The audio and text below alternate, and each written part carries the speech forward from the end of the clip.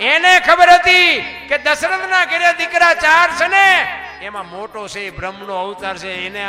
ઈ મને મારે તો મને મુક્તિ મળે ને એના ઘરમાં હું જેવી તેવી ચોરી કરું તી મને મારે નહીં. સીતાજીને એટલા માટે જ લઈ ગયો હતો અને સીતાજીને લઈ ગયો ને તારે માં કહીને ઉપાડ્યા કે માં તું આવ્યું તો મારો બાપ આવે અને મારી લંકાય પવિત્ર થાય અને મને મારે ને તો મને મુક્તિ મળી જાય. બાપુ આ રાવણનો હિસાબ હતો. તોય દુનિયા મનાણી છે સીતાજીને વહુ બનાવવા લઈ ગયો. ઓલા પણ એવું ક્યાં છે? હું તમે તો સારું ન બોલી શકો તો કઈ નહીં, ખરાબ જ બોલવું છે. તો વનમાંથી લઈ જઈ અને પોતાના મેલે લઈ જાવ રાવણને કોણ રોકત? અશોક વનમાં રાખ્યા છે, અશોક વાટિકામાં રાખ્યા. એને ખબર હતી કાલ દુનિયા ગમે એ વાત કરે એના ફરતો પહેરો મૂક્યો તો ઈ કે આનો ઊનો વા નો વાય ધ્યાન રાખજો. આ મંદોદરીએ કીધું સતી નારી હતી ઈ કે અગ્નિનો ગોળો તમે લઈ આવી કે તને નહીં ખબર પડે, તું શાંતિથી કરતી હોય કઈ. ઈ કે પણ વિનાશ થવાનો ઈ રાવણે ખુલાસો જ નથી કર્યો. એને બધી અંદર ખબર હતી કે આ વિનાશ કરવા હાટું કર્યું છે મેં, મારે જીવવું જ નથી અને આ મને ન મારે કપાણે મરવું ને ભૂંડી હાલે તો જાવું એના કરતા આ મને મારે મારો મેળ પડી જાય કે નહીં. મંદોદરીને નથી કીધું બાપુ, પોતે એની એકની નહીં આખા કુટુંબને બાપુ તારી દીધા, આખા કુટુંબને મુક્ત. છેલ્લે કુંભકર્ણને જગાડ્યો. કુંભકર્ણને જગાડીને કે એ જાગ જાગ, આમ જોતો ખરો વિનાશ થઈ ગયો.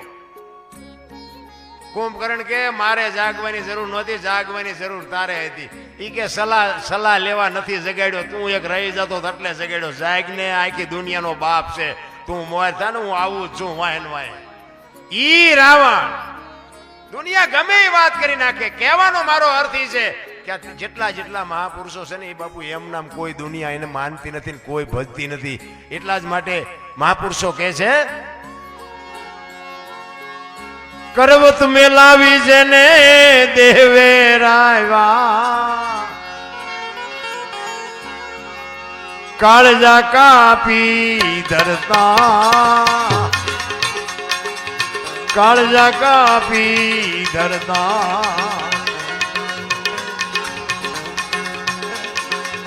કરવત મેલાવી દેવે રાયવા, કાળજા કાપી ધરતા, કાળજા કાપી ધરતા.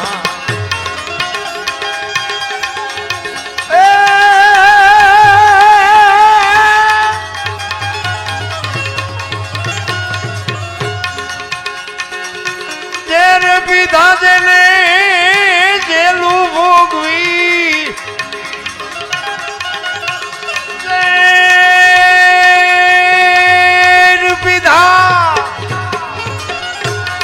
પીધા જેને જેલું ભોગવી, સાધુડા હોળીએ ચડતા સંતને સંત ભણા રે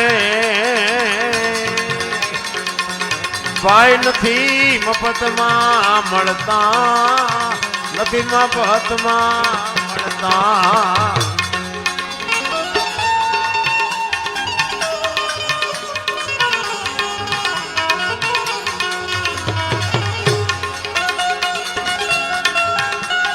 હો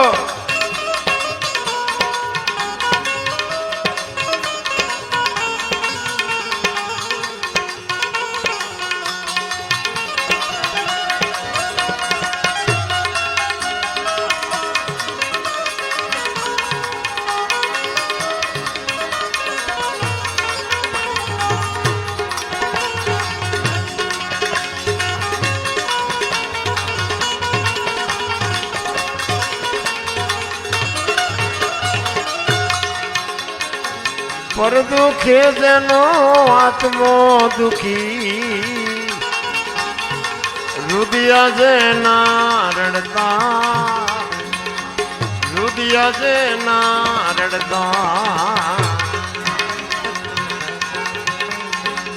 પર દુખે જેનો આત્મો દુખી, રુદિયા જેના રડતા, રુદિયા જેના રડતા.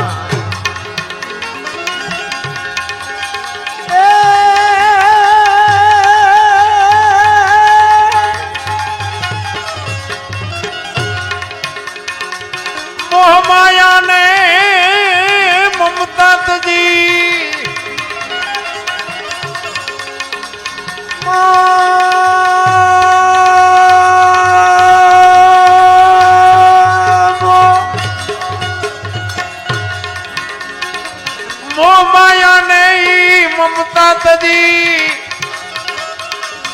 જઈને બ્રહ્મમાં ભળતા સંતને સંત ભણા રે પાય નથી મફતમાં મળતા નથી મફતમાં મળતા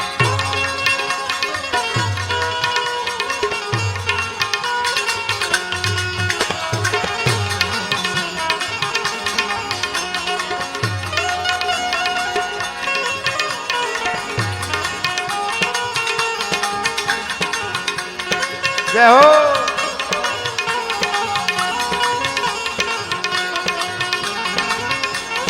સાથ તીરથ સતે ગુરુ ના ચરણે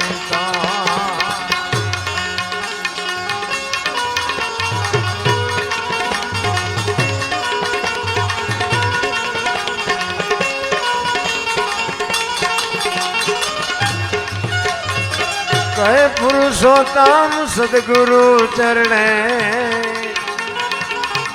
ચોપડે નામ એના ચડતા ચોપડે નામ એના ચડતા કહે પુરુષોત્તમ સદગુરુ ચરણે ચોપડે નામ એના ચડતા ચોપડે નામ એના ચડતા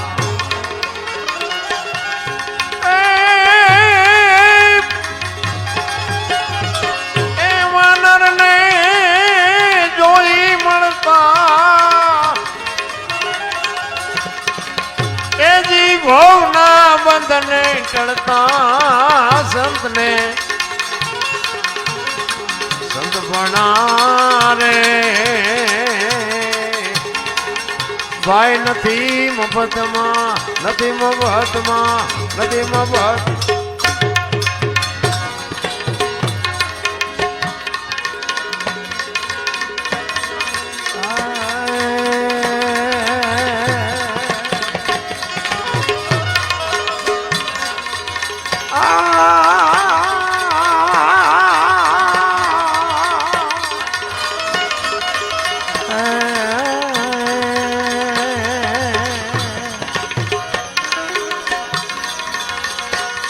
રામા માયા ઉજા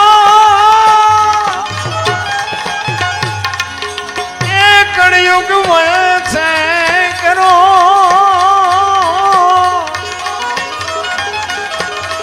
હરદી વાઠીની વિનતી જય જય જય તમે રેજો હાજરા હાજો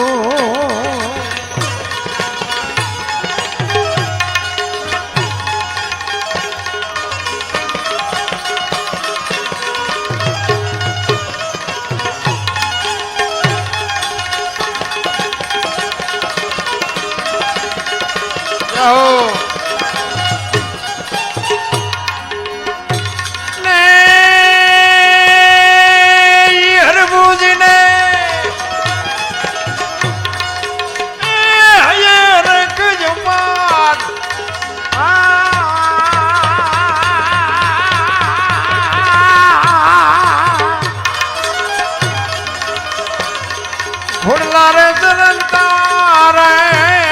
જઈ આદિત્યા એ રામ પીર ના રે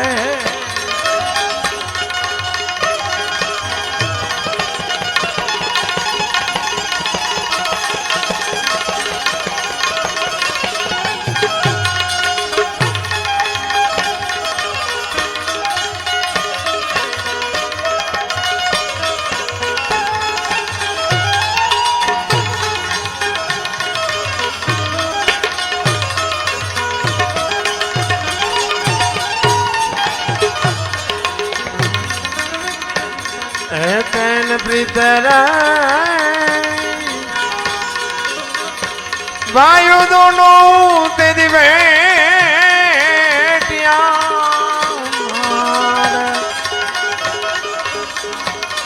કી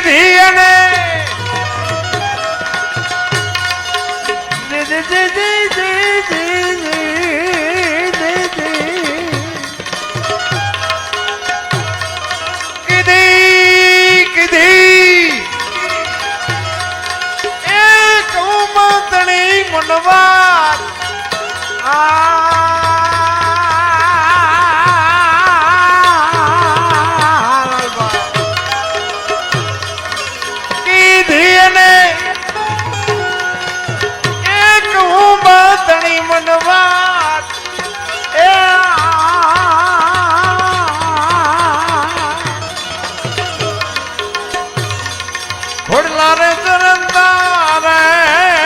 જી આદિઠા એ રામા પીર ના રે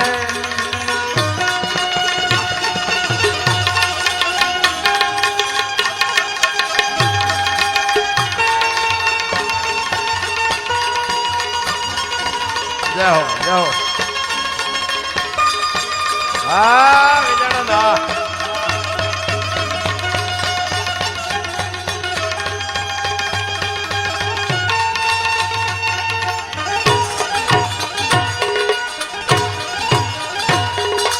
બાબત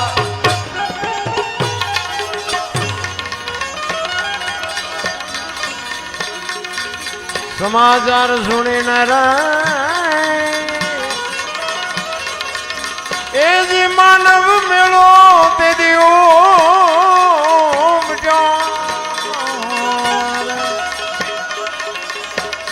સમાચાર સમાચાર એ સમાચાર સુણીને રે માનવ મેળો તે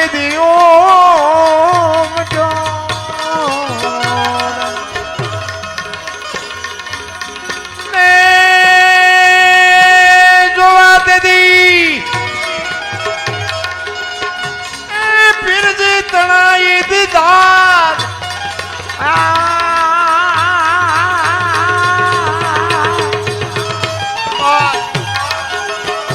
જોવા જોવા એ પીરજી તણા દીધા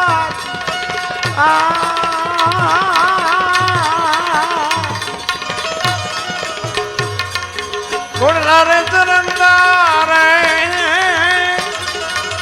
આદિઠા એ રામાપીર રામાપીર રામાપીર જ્યાં જ્યાં ભજન છે ને ભજન અહીંયા વાતો પડી છે એમનામ ભજન બને નહીં કારણ કે ગાય છે બધા સાચું જ ગાય છે કોઈ ખોટું ગાય એવી કોઈ મારી વાત નથી અને મને સમજાઈ ગયું બીજાને નથી સમજાણું એવું કાંઈ નથી પણ ભજન છે ને ભજન જ્યાં જ્યાં બન્યા છે ને ત્યાં વાતું છે એમનામ ભજન ન થાય કારણ કે મહાપુરુષોએ પોતે પરફેક્ટ કરી અનુભવ કરીને ક્યાં શું પડ્યું છે કેવી રીતનું શું છે તમે અને હું તમારો અને મારો આ 5 તત્વનો દેહ બનાવ્યો ધરતી આકાશ પવન પાણી અને પ્રકાશ 5 તત્વનો દેહ બનાવ્યો એ કેવી રીતનો છે શું છે